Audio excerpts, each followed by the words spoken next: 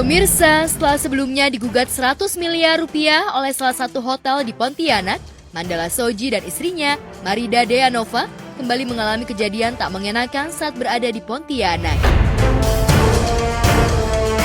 Kepada awak media, Mandala mengaku mobilnya disiram air keras oleh orang tak dikenal.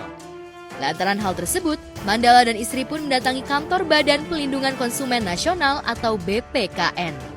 Kedatangan Mandala tersebut untuk meminta pelindungan buntut dirinya yang merasa terancam dengan kejadian aneh yang dialaminya. Benarkah Mandala saat ini merasa dirinya dan sang istri dalam bahaya lantaran buntut kasus pengusiran hotel?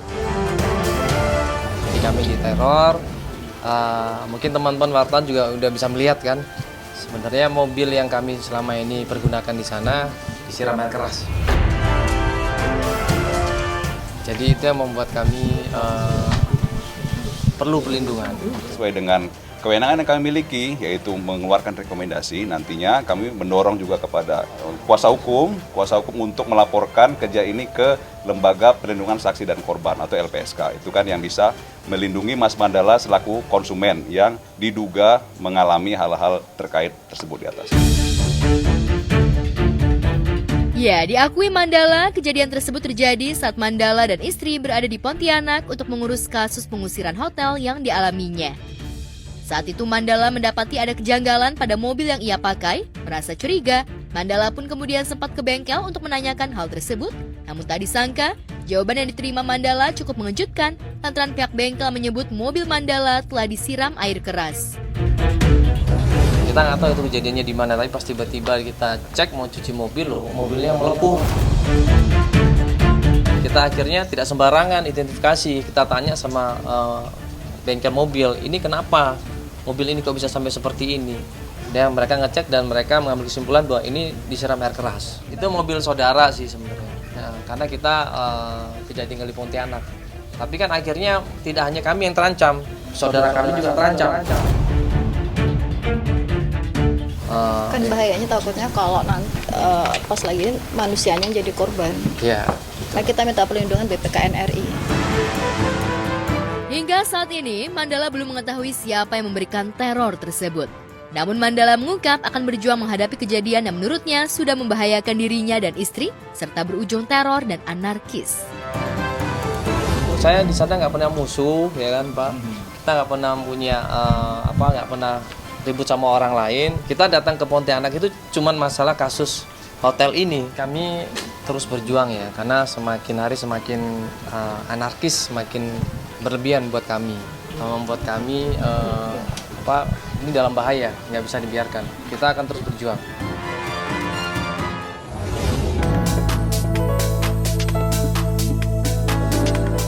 Di balik ajang penghargaan bergengsi insan film tanah air Indonesian Movie Actor Awards 2024, kemeriahan, kebanggaan, hingga penampilan para insan film yang hadir sukses jadi sorotan publik. Di ajang bergengsi untuk insan perfilman tanah air tersebut, para aktor dan aktris pun hadir dengan tampilan terbaiknya. Vino G. Bastian, salah satu juri IMA 2024 yang juga mendapatkan piala penghargaan sebagai kategori pemeran utama pria terfavorit di film Gampang Cuan, tampil gagah dengan mengenakan baju handmade yang didominasi corak sumba buatan salah satu desainer ternama Indonesia, Bian. Oke, di Indonesian Movie Actors Award ini tahun 2024 ini saya kebetulan memakai salah satu rancangan dari Bian.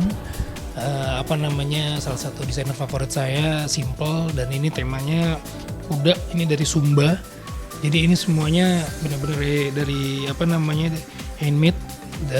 Corak-corak Sumba, belakangnya juga bagus banget dan Indonesia banget, simple tapi elegan lah. Kuda itu kan lambang yang sangat luar biasa banget gitu kan, kayaknya laki banget gitu, apalagi kan aktor gitu kan, jadi mewakili keaktorannya gitu. Selain Vino, dua juri IMA 2024, Luna Maya dan Marcella Zalianti, menselebrasi ajang bergengsi tersebut dengan tampilan cantik dan anggun. Suka segala sesuatu yang simple gitu ya, jadi segala sesuatu yang tidak berlebihan. So it's just me, kainnya doff, bajunya hitam, jadi ada warna paling tidak di muka, yaitu lewat lipstiknya.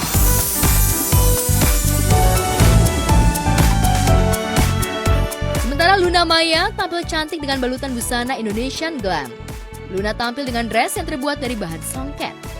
Tampilan Luna makin fashionable dan modern dengan tambahan base cap dan make up glam. Indonesian Glam. Jadi Indonesian Glam maksudnya kan tetap dengan budaya Indonesia. Kalau misalkan ditanya kalau ada batik-batik, sebenarnya Indonesia kan banyak ya kainnya, nggak cuma batik tapi ada juga mungkin ini songket ya. Kayaknya ini songket Sumatera berarti. Mirip ya.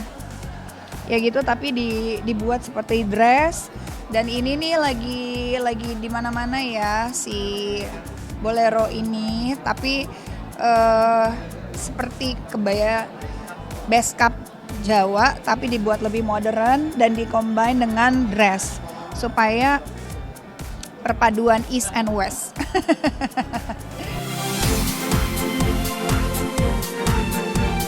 Berjalan di Walk of Fame, para aktor dan aktris tanah air sangat happy sekaligus bangga bisa menjadi bagian dari ajang penghargaan bergengsi IMA 2024. Bukan hanya para juri yang tampil dengan membawa tema Indonesian Glam, sejumlah aktor dan aktris lainnya juga hadir dan tampil memukau dengan memakai balutan busana sejumlah desainer ternama Indonesia. Saya pakai desain karya Surya Abduh. Ini ada unsur-unsur Indonesianya pokoknya. Karena memang ya saya pengen mengusung budaya Indonesia aja dari aksesorisnya juga saya pakai Lola yang mana juga brand lokal. Jadi memang saya mau memakai brand lokal. Hari ini aku pakai dari William Wilson, terus pakai base cap, terus pakai rok tradisional juga. Kebetulan dress code-nya setahu aku emang base cap. Filosofinya ya tradisional aja sih. Batik itu bagian dari yang sangat penting dalam Indonesia gitu kan. Makanya aku ngerasa kayaknya paling pas di aku tuh batik dengan dibuat sebagai jas.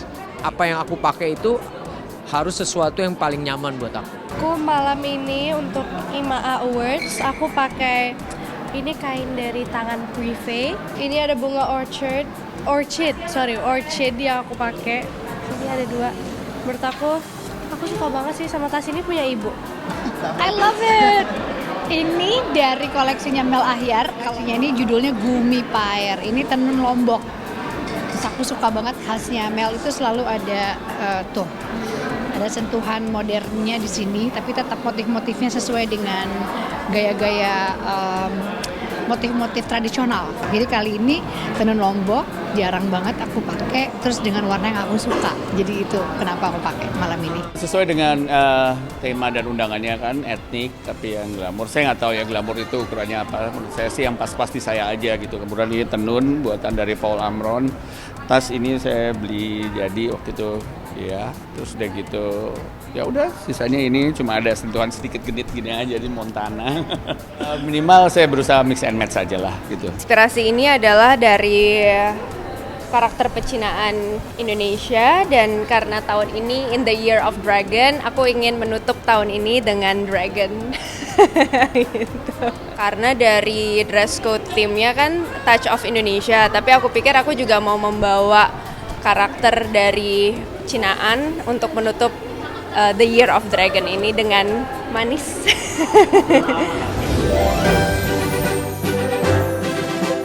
Luapan kebahagiaan juga dirasakan Davina Karamoy yang memborong 3 piala sekaligus di ajang IMA 2024. Lewat perannya di film Ipar Adalah Maut, Davina berhasil meraih piala penghargaan kategori pemeran pendukung wanita terfavorit dan kategori pemeran pendukung wanita terbaik. Alhamdulillah bisa memborong 3 piala kategori pemeran pendukung wanita terbaik, pemeran pendukung wanita terfavorit, dan pemeran kategori pasangan terfavorit juga. I'm really thankful, aku bersyukur banget. Dan tadi itu saking speechlessnya aku tuh kayak mau nangis tapi mau ngomong, harus ngomong, terus kayak ngeliat detik jadi kayak terus kayak aduh sampai lupa-lupa. Dan untungnya tiap menang dilengkapin dikit-dikit gitu. Jadi ya ini pengalaman yang sangat berkesan banget buat aku dan pertama kalinya juga.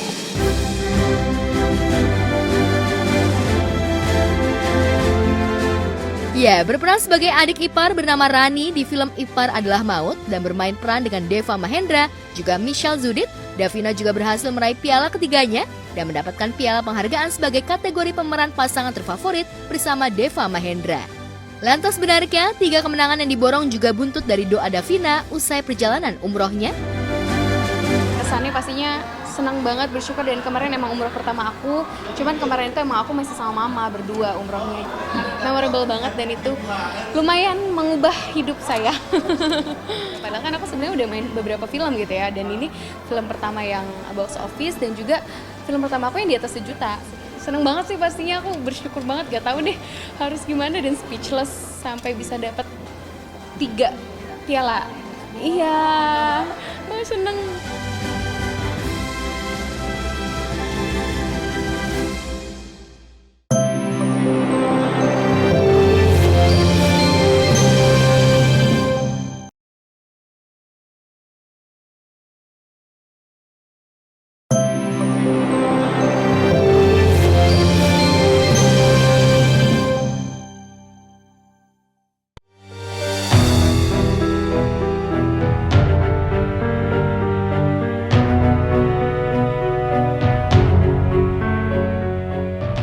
Di lain peristiwa, Baskara sejatinya masih tetap tidak merestui pertunangan Rangga Yasmin, namun Ajang tetap menjalankannya. Baskara pun meminta Dania untuk datang ke acara pertunangan dan mengawasi Alisa di sana.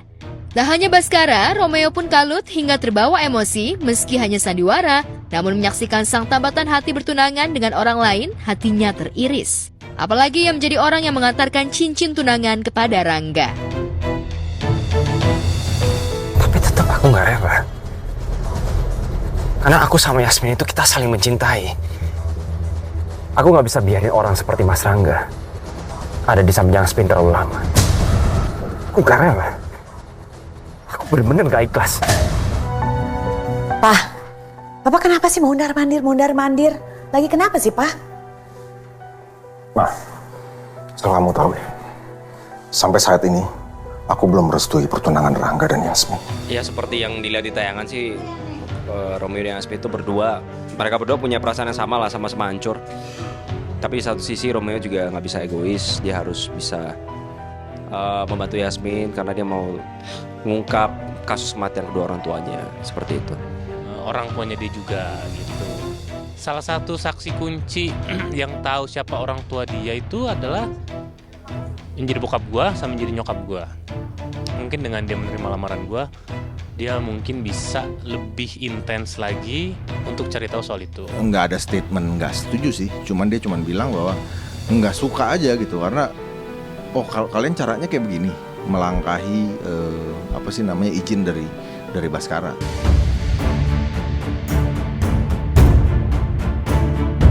Tak hanya Romeo yang sejatinya ingin acara pertunangan Rangga Yasmin yang berjalan dengan hikmat itu gagal, namun Nina, wanita yang menjadi tumbal atas tipu muslihat Ajang pun demikian.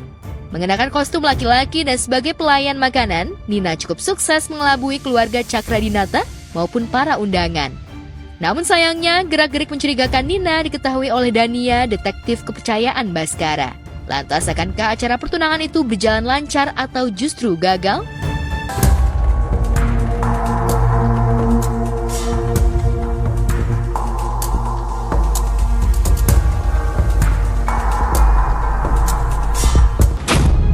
Kalian boleh seneng-seneng sekarang, tapi itu nggak akan lama.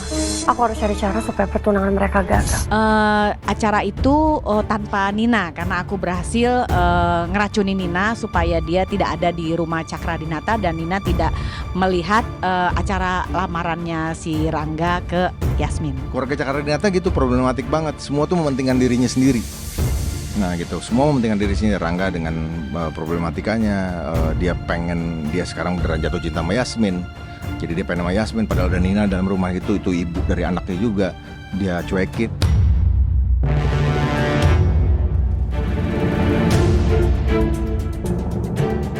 Dan sebelum acara pertunangan Rangga Yasmin dimulai, Dirga tiba-tiba berhasil melacak aliran dana Baskara ke rekening Prasetyo. Meski masih minim bukti, namun Yasmin semakin yakin jika Baskara lah dalang dari kematian orang tuanya. Apa benar Pak Baskara pelakunya?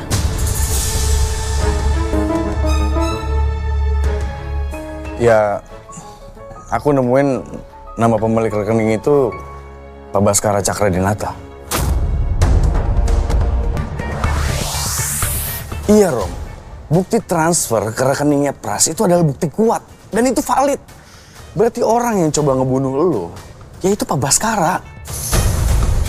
Akhirnya karena aku terlalu cemas dan was-was, aku melakukan tindakan lain. Apa tindakan kamu? Makanya aku sewa hacker. Jadi orang itu akan tahu yang bayar kamu adalah suami aku. Dulu Pak Baskara sampai loh ke gudang untuk mencari tahu apakah keluarga ayah aku masih hidup apa enggak. Berarti kemungkinan besar Pak Baskara memang dalangnya, memang di otaknya.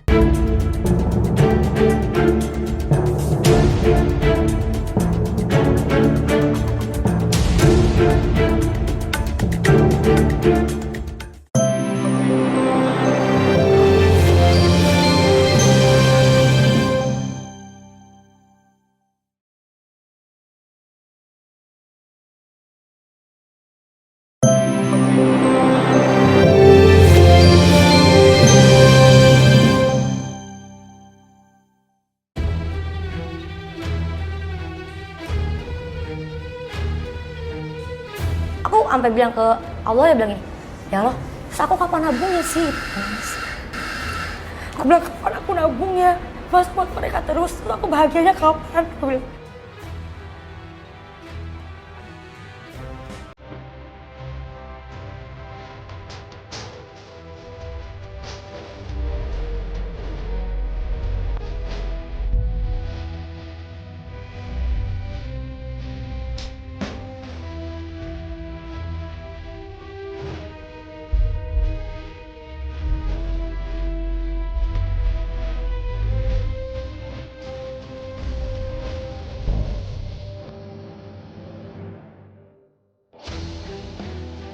Tangis Dara Rizky Ruhiana alias Dara The Virgin pecah tatkala menceritakan bagaimana situasi sulit yang ia alami sekitar tahun 2016 lalu. Yang mengejutkan, penyanyi asal Tasikmalaya, Jawa Barat ini tak kuasa menahan laju air matanya ketika menceritakan pengalamannya yang ingin menjual aset seperti sawah, kos-kosan, hingga properti lainnya. Tapi ternyata aset yang dikumpulkan selama berkarir ternyata ludes setelah dijual orang tuanya. Aku sih sebenarnya ikhlas tuh benar-benar ikhlas banget ya. Ikhlas ya, oh ya udah mungkin emang bukan rezeki aku sih, mungkin aku emang itu tanah sawah dijual semua teh. Yang di Tasik? Iya. Waktu itu udah mamaku kan cerai. Mamaku cerai, papaku cerai, mama nikah lagi, papa nikah lagi. Tapi aku jadi punya 3 keluarga. Aku harus membiayai adik-adikku. Dari keluarga baru. Papa iya. Kejadiannya tuh ya sebenarnya nggak langsung brek hilang, tapi kayak bertahap gitu. Ceritanya tuh waktu aku umur 16 tahun kan dapat uang ya banyak dari royalti gitu. Alhamdulillah. Terus ya udah akhirnya dibeli buat apa ya gitu. Akhirnya dulu sempet sih beli rumah, beli tanah, sawah, terus juga ngebangun kos-kosan gitu-gitu sih. Pas mau dijual nggak ada nih katanya udah. Hah?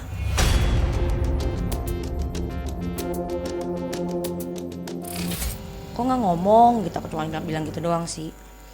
Ya udahlah katanya, oh ya udah ya udah. Terus akhirnya yang ini udah dijual juga, oh udah kayak berapa bulan lagi. Terus aku mual tahu jual buat apa? Ternyata hilang lagi kayak gitu.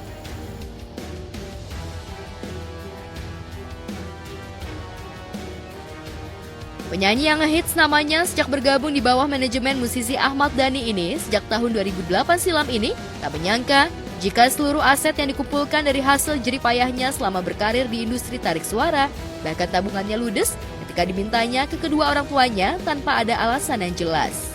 Padahal saat tahun 2017 lalu, perempuan yang kini berusia 33 tahun ini mengaku sangat membutuhkan uang karena tengah sepi job. Sampai kapan aku ngasih terus gitu loh? Mama udah punya suami, papa punya istri, harus bertanggung jawab masing-masing kan. Kenapa harus aku terus gitu?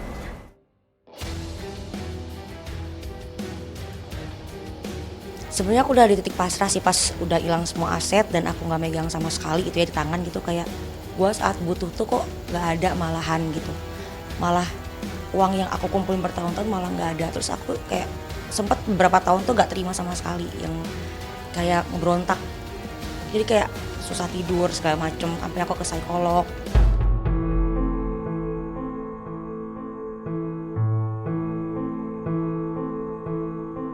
sampai aku nangis-nangis, sampai hormon aku ganggu. Itu saking parahnya tuh sampai separah itu gitu. Aku sempat shock gitu, aku sempat kaget juga. Ya aku cuma bisa nenangin Meng aja sih gitu. Cuman kan aku nggak mungkin juga ikut campur dong.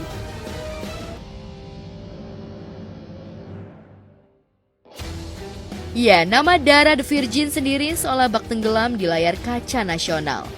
Meski ia masih rajin memajang aktivitasnya lewat akun media sosial miliknya, namun pamor Dara memang kini tengah redup. Berbeda ketika pamornya melejit saat merilis single Cinta Terlarang bersama sejawat duo vokalnya, Mita The Virgin tahun 2009. Nama Dara seolah tengah naik daun, bahkan nyaris setiap hari warawiri di layar televisi.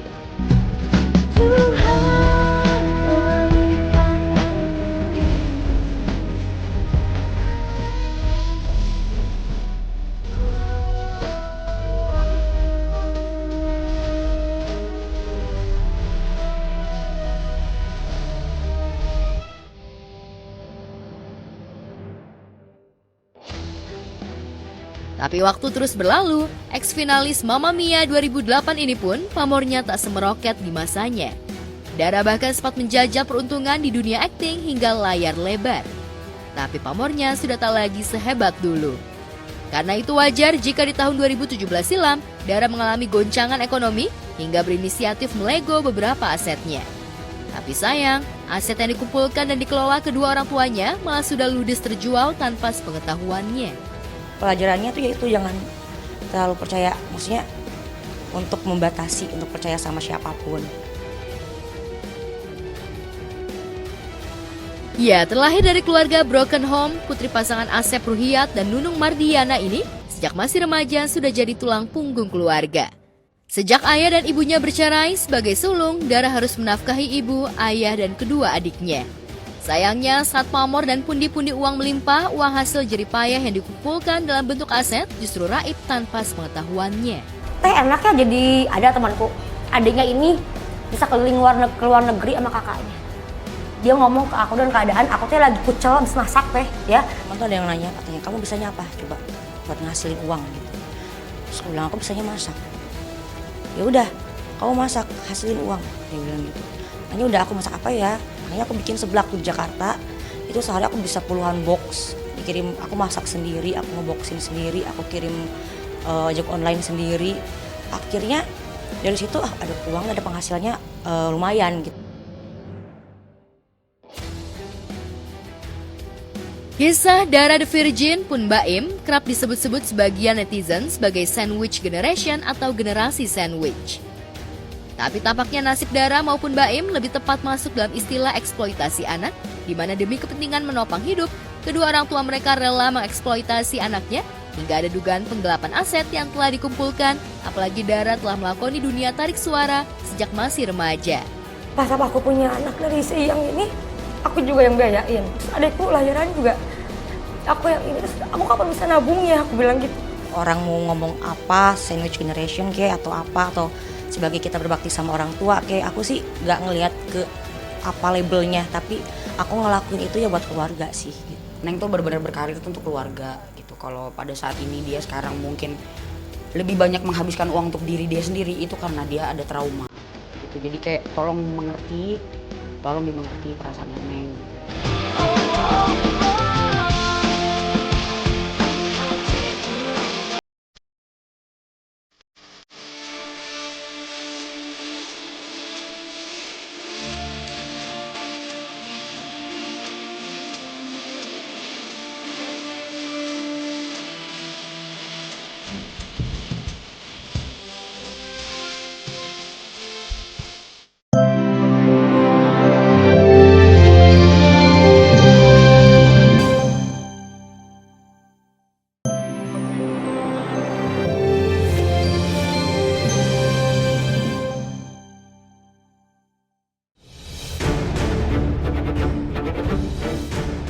Artis peran Angelica Simperler dan suaminya, Rico Hidros Daeng, mengaku tengah berseteru dengan pihak developer terkemuka di Indonesia.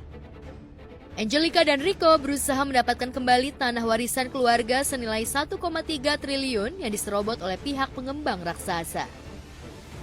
Angelica dan Rico mengaku sudah mengikuti prosedur hukum seperti melayangkan somasi kepada pihak pengembang melalui kuasa hukum mereka, namun tak mendapatkan respon sama sekali.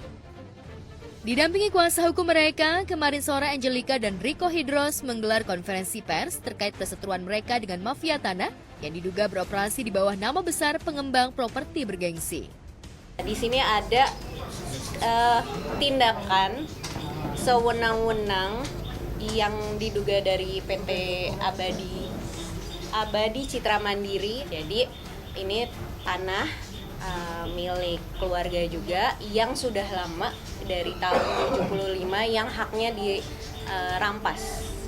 Jadi haknya yang dirampas dan kita sudah melakukan berbagai macam cara sudah kita lakukan berbagai macam upaya. Dan sampai sekarang itu tidak ada itikat baik ya. Sampai hari ini juga kami selaku kuasa hukum juga masih menggali informasi dan sudah melakukan berbagai upaya ya. Kami juga telah mengirimkan surat somasi yang kami kirimkan 3 kali juga. Jadi total ada 6 surat yang kami kirimkan kepada pihak-pihak yang sekarang menguasai tanah daripada ahli waris. Kalau yang juga sekarang? Di 1,3.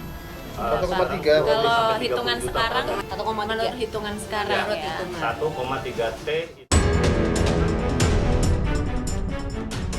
Ya, 5 tahun lebih Angelica dan Rico berjuang merebut kembali tanah warisan keluarga Rico yang berada di kawasan Kelapa Gading, Jakarta Utara itu.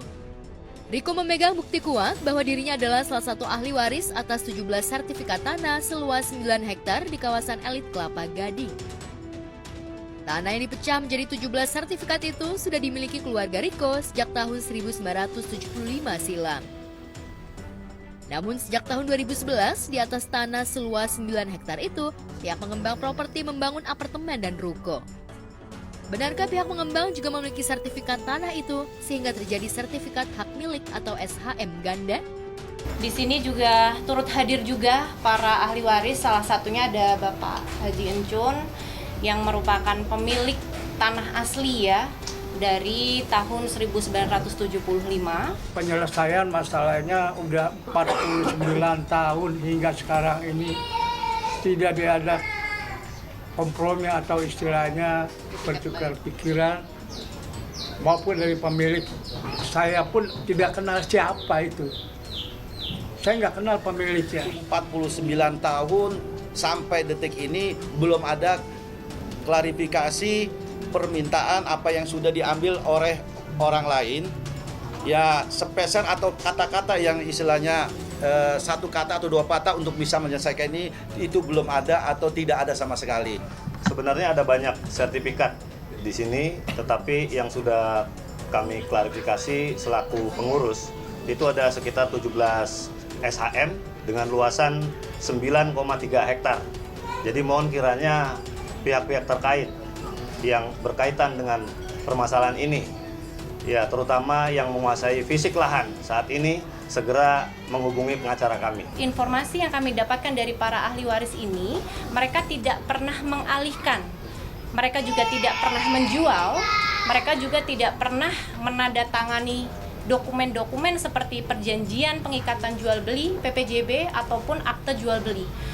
Jadi sampai sekarang mereka juga bingung kenapa sejak tahun 2011 tiba-tiba tanah mereka dibangun oleh pihak-pihak lain dan sampai sekarang juga masih berdiri bangunan baik itu apartemen, perumahan, ruko dan lain sebagainya. 5 tahun berjuang, Angelica dan Rico nyaris frustasi menghadapi pihak pengembang raksasa yang diduga di-backing aparat terkait. Itu sebabnya Angelica dan Rico terpaksa menempuh cara yang pernah dilakukan artis Nirina Zubir dan Ivanka Suwandi dengan memviralkan kasus mafia tanah ke media sosial dan hiburan agar mendapatkan dukungan dari para penegak keadilan, masyarakat, dan netizen. Jika ingin mencari keadilan dan merebut haknya kembali, mengapa Angelica dan Rico tidak melaporkan pihak pengembang ke pihak berwajib? Karena kami takut kita minta nominal sekian, tapi hitungan NJOP nanti salah dan lain sebagainya ya. Jadi kami pada intinya meminta itikat baik dari pihak-pihak yang sekarang menguasai itu saja. Jadi kita tidak bisa menyebut nominal. Karena sebenarnya silsilah itu udah sangat jauh banget, udah turun-temurun banget. dan aku sendiri pun masih ada silsilah dari Pak Haji Injur.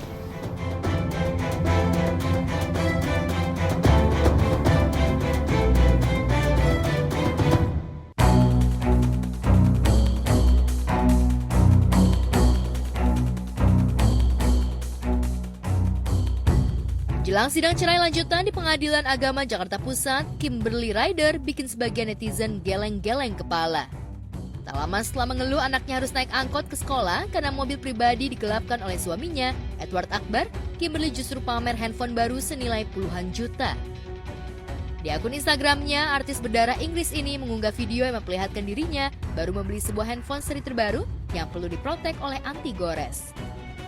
Unggahan Kimberly itu pun mengundang reaksi keras netizen, antara sebelumnya Kimberly mengeluh hanya dinafkahi Edward 2 juta rupiah per bulan.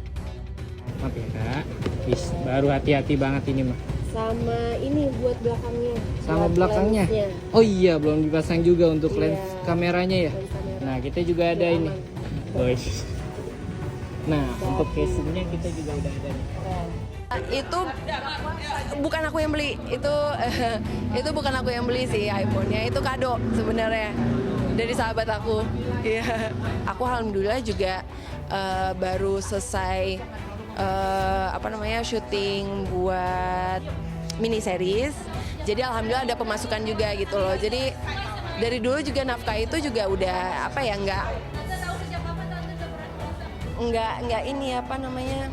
ya udah nggak ngaruh gitu loh, karena emang dari dulu juga aku mencukupi diri aku sendiri dan anak-anak juga. Dengan handphone baru, Kimberly melenggang ke Pengadilan Agama Jakarta Pusat untuk menghadiri sidang cerai melawan Edward Akbar. Dalam sidang yang beragendakan mendengarkan keterangan saksi dan bukti tambahan dari pihak Kimberly itu, Edward lagi-lagi tidak menampakkan batang hidungnya. Kabarnya, setelah eksepsinya ditolak majelis hakim, Edward terpukul hingga menyerahkan sepenuhnya kelanjutan sidang kepada kuasa hukumnya. Hari ini alhamdulillah eksepsinya Edward ditolak, jadi kita langsung lanjut ke pokok perkara, langsung ke pembuktian surat dan saksi. Pembuktian dan Surat dan saksi juga, ya. Semuanya sudah diutarakan dari sisi saya. Saksi-saksi saya sudah ke depan semua, udah ngomong semua, bukti sudah dikasih semua, tinggal minggu depan itu bagian dari bukti tergugat. Surat, ya.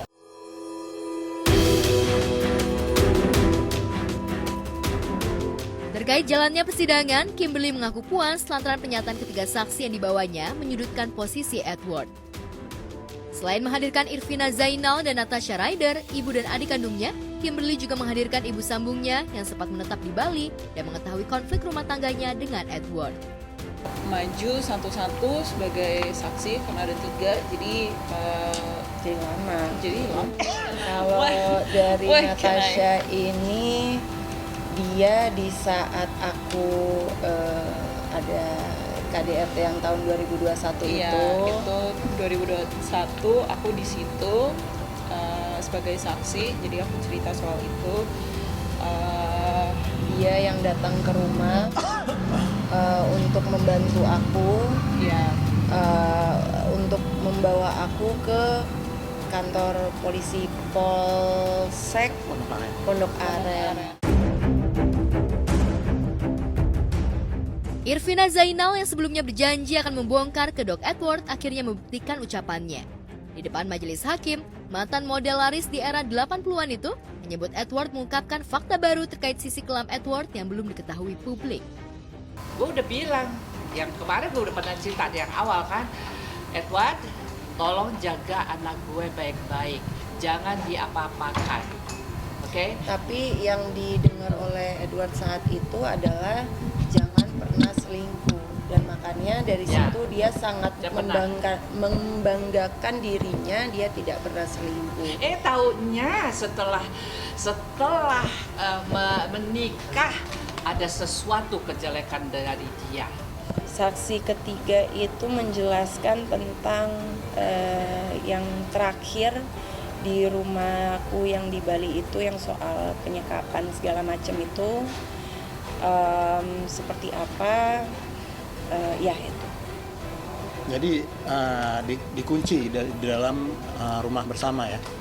Maka dari itu setelah adanya penguncian oleh saudara tergugat, jadi saudara penggugat ini kan akhirnya pindah domisili ke Jakarta.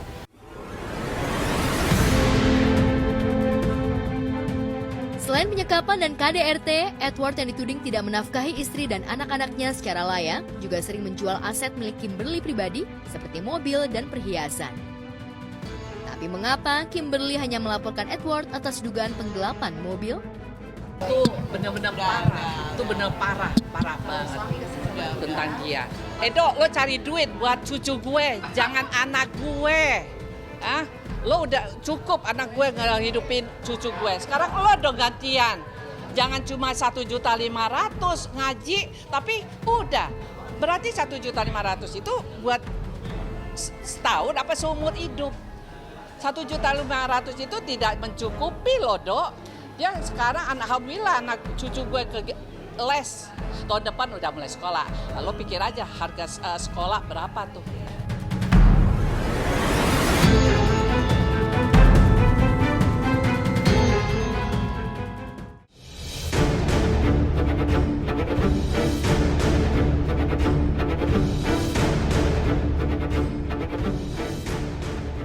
Putus dari pilot Ruli Amrullah, pedangdut Dewi Persik dijodoh-jodohkan netizen dengan ajudan Prabowo Subianto, Mayor Infanteri Teddy Indrawijaya.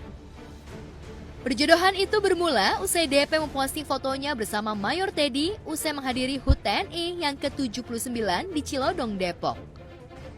Keduanya dianggap serasi dan memiliki kemiripan wajah. Namun bagaimana komentar DP dan Mayor Teddy terkait perjodohan mereka yang digaungkan netizen di media sosial? Mengingat DP kembali menjomblo, netizen seolah gerah hingga ikut memilihkan calon suami untuk pelantun lagu Mimpi Manis itu. Terlebih Mayor Teddy juga berstatus duda sehingga dianggap cocok dengan DP yang berstatus janda. Perbedaan usia di mana Mayor Teddy lebih muda 4 tahun dari DP tak menjadi soal bagi netizen karena menganggap DP bisa mengimbangi jiwa muda Mayor Teddy.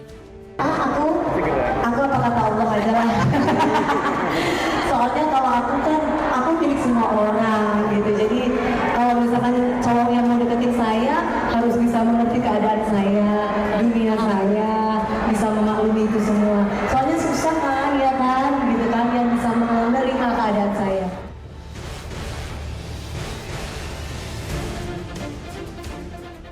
DP bukan artis pertama yang dijodoh-jodohkan netizen dengan Mayor Teddy.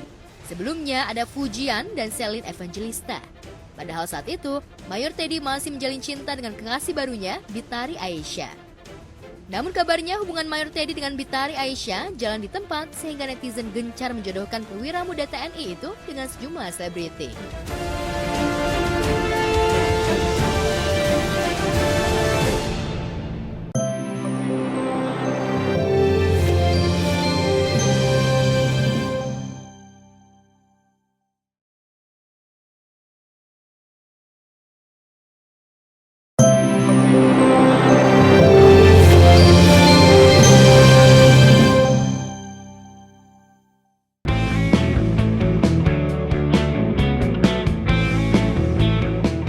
Pemirsa, sempat vakum membuat konten, YouTuber Fadil Jaidi rupanya tengah disibukkan untuk mempersiapkan pernikahan Yislam sang kakak yang akan digelar minggu depan. Namun di sela-sela kesibukan mempersiapkan pernikahan sang kakak, Fadil rupanya dibuat penasaran dengan kamar pengantin yang akan ditempati Yislam dan istrinya pasca menikah nanti. Fadil pun mengajak kedua orang tuanya serta adik perempuannya untuk sidak kamar pengantin Yislam. Sudah siap? Siap. Bismillahirrahmanirrahim. 1, 2, coba 3. Wow. Masya Allah. Bagus banget Islam. Ini mau bintang 5 Islam. Ya, Fadil begitu excited dan tak sabar untuk melihat kamar pengantin kakaknya. Dan saat memasuki kamar pengantin, sontak saja Fadil dibuat terkesima lantaran kamar pengantin Yislam terlihat mewah layaknya kamar hotel. Lantas benarkah Yusla menggunakan jasa desain interior untuk mendekor kamar pengantinnya? Jadi malam pertama kalau nggak pakai AC panas. Hah? Oh, lampunya disenyap. Oh, jadi kalau ditutup lampunya mati. Kalau dibuka lampunya. Di Medina kemarin kayak gini. Kalau buka lemari nyala. Kulkas nanti. Colokannya di situ. Oh, belum ada kulkasnya. Ini apa nih? Oh, ini sama juga kalau dibuka lampu nyala. Boleh juga. Boleh. Ada sofanya, ada mejanya. Kamar pengantin Islam memang dipenuhi dengan furniture dan barang elektronik baru. Tak hanya itu, lampu di kamar pun menggunakan sensorik gerak agar bisa menghemat daya listrik. Ini apa ini nih? Ini buat apa Selang? Buat itu buat Miska kalau bajunya. Oh, Miska tidurnya di sini. Astagfirullah, masa orang tuh di sini Miska bener jadi. Tadi katanya ini buat Miska. Iya. Buat Miska, buat pakaian Miska. Oh, kirain tidurnya di sini Miska. Astagfirullah, yang bener sih dia. Nggak apa-apa, muat kayaknya dia mah di sini. Masa orang tidur sini? Gimana bapaknya tau nggak? Ini Bapak lihat ini dulu. Nih. Jadi Bapak tinggal kasih ini doang. Bentar. Keren. Selain kamar, Fadil juga dibuat takjub dengan ruang kamar mandi yang sudah berbeda dari kamar mandi sebelumnya. Bagaimana tidak, desain kamar mandinya terlihat mewah dan megah layaknya kamar mandi hotel berbintang. Marmer, hah? Kamar semua deh. Ih, keren banget cuy. Ini juga mejanya marmer. Showernya di sini nih, Showernya. Dulu Bapak pernah kalau mandi di sini, dia kan terbuka. Malam dulu aku takut buru-buru mandi. Bapak pernah mandi di sini? Iya dulu. Oh, waktu kamar kakek dulu. Dulu. Keren. Tapi ini sih aku suka banget sama ini desain yang ininya kamar mandinya. Jadi kelihatan mewah, cuy. Usai puas melihat kamar, Fadil pun sempat menggoda sang papa Muhammad Jaidi atau yang akrab disapa Pak Mu. Papa udah ngomong udah latihan belum? Ada apaan? Yang maksudnya berdiri nanti salam-salaman. Belum sih dia. Kan yang diri-diri gitu kan nanti dirinya lama kalau sama ini. Berapa lama Mang? Ya udah acara kelar. Iya, kalau sama duduk. Kalau gantian. Gantian sama siapa? Fadil. Ya nggak mungkin lah. Ganti Mama Alif kalau Mama kau tuh makan. Ya nggak mungkin lah Pak. Ya, Fadil memang dikenal sebagai sosok YouTuber yang ceria dan suka menjaili keluarganya. Konten-kontennya sederhana selalu menarik perhatian hingga membuat konten-konten yang dibuatnya selalu mencetak trending, padahal Fadil hanya menggunakan handphone saat membuat video. Seperti video kamar calon pengantin yang diunggah Fadil di channel YouTube-nya pun kembali berhasil mencetak trending. Kalau aku pribadi, aku pengen bikin konten tuh yang bener-bener kalau aku bisa bilang tuh, aku nggak pengen ngebodohin orang untuk menonton konten komedi gitu maksudnya. Jadi kayak aku pengen bikin konten tuh dimana ya udah senaturalnya aja. That's why itu salah satu alasan aku pada saat misalnya aku bisa nggak ngupload YouTube tuh sampai 1 bulan gitu ya. Dan semua netizen aku tuh udah pada marah gitu kan. Tapi ya mereka juga ngerti sebenarnya karena aku tuh pas ada momen aku baru bisa bikin gitu. Jadi aku tuh pingin banget bikin konten itu yang benar-benar dinonton sama orang tuh kayak wah ini natural ya kontennya, kepinginnya seperti itu.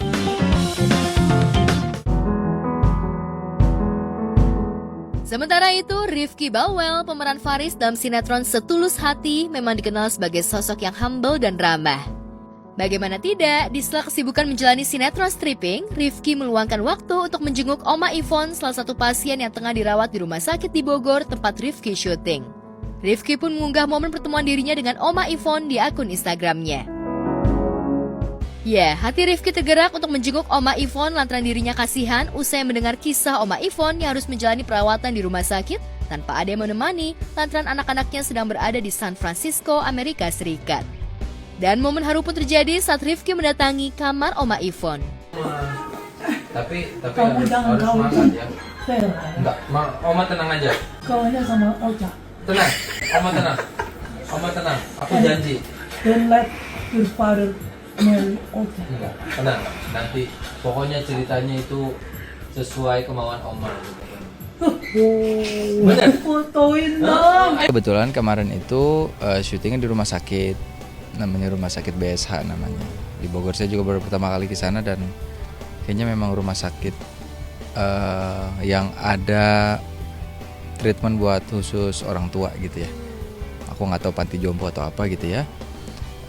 Pas saya lagi syuting, saya lagi ganti baju, samperin. Unit telepon saya, sampai orang unit telepon saya. Mas lagi syuting nggak? Kenapa ini ada ibu-ibu, oma-oma kata dia nangis begitu tahu. Jadi dia abis diajak jalan kursi roda, terus lihat itu kenapa rame-rame? Lagi syuting apa Setulus Hati gitu. Oh ada Faris nggak? Kata dia gini segala macam. Terus dia nangis di kamar. Terus oh ya udah ini nih gampang kok 5 menit gue samperin ke kamar. Orang rumah sakitnya datang kan, staffnya kan, Mas maaf ganggu ya, kasihan ini oma kata dia, anaknya di San Francisco kata dia gitu, nggak bisa nemenin gitu. Oh dia sendiri di sini? Iya sendiri. Terus kasihan lagi nyesek juga kata dia. Ayo kita ke sana. Saya ke sana, orang rumah sakitnya bilang, "Oma, we have surprise for you." What surprise kata dia gitu. Ini oke. Dan ternyata di videoin sama orang rumah sakit. Terus orang rumah sakitnya tadi habis selesai itu foto-foto sama aku, "Mas, ini tadi lucu banget, kirimin dong," aku bilang gitu. Usut punya usut, Oma Ivon rupanya adalah penggemar Rifki dan penonton setia sinetron Setulus Hati. Oma itu ternyata nonton banget sama sinetron Setulus Hati ini dan mempunyai kegelisahan penonton lah gitu kan, pengennya ini. Kamu jangan percaya ya sama Vera itu bohong. Iya Oma gitu. And then don't let your father married with Ocha. Ocha tuh Ririn yang jadi Rosa gitu. Jadi ya Oma tenang Oma, nanti kita akan wujudin semua yang Oma mau gitu. Tapi Oma semangat ya gini segala macam. Dalam pertemuan yang singkat itu, Rifki dan Oma Ivon terlibat obrolan hangat terkait sinetron Cinta Setulus Hati. Oma Ivon bahkan sempat mengungkapkan kekesalannya terhadap Faris, tokoh yang diperankan Rifki, lantaran dekat dengan Vera yang diperankan Tamara Tiasmara. Oma Ivon rupanya lebih senang Faris bersanding dengan Ocha yang diperankan Ririn Dwi Ariyanti. Jangan sama Vera. Jangan. Kenapa? Vera tukang bohong ya Oma ya? Tukang bohong dia. Oke. Pokoknya nanti kita akan kabulin, tapi Oma harus semangat. Oke. Setiap hari nonton dia. Dia setiap hari nonton. Iya. Dia setiap hari nonton dan dia sebel kalau ada, ya kan kita ada kepotong bola atau apa gitu kan ya. Adegan yang dia mau. Jadi kita kan banyak konflik ya di sini ya. Jadi si Oma itu kayak maunya indah-indah gitu ya, penonton lah gitu maunya indah-indah. Cuman kan kita kalau skenario ini kan ada konflik gitu. Dan sebelum kembali syuting, Rifki memberikan pelukan hangat dan semangat untuk Oma Ivon agar bisa segera sembuh. Di sini ya, Oma ya. Waduh, sayang. Ya. Oke? Bye. Semangat janji ya. Oke.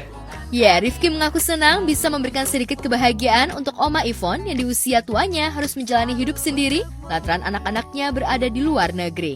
Ya mungkin cuman 5 menit buat kita, tapi mungkin si Oma mungkin bisa senang sehari 2 hari gitu kan. Iya, tapi dan aku pun juga merasa senang banget gitu karena yang kita lakukan ternyata disukain sama apalagi Oma gitu kan. Ya karena dia cuman rebahan doang.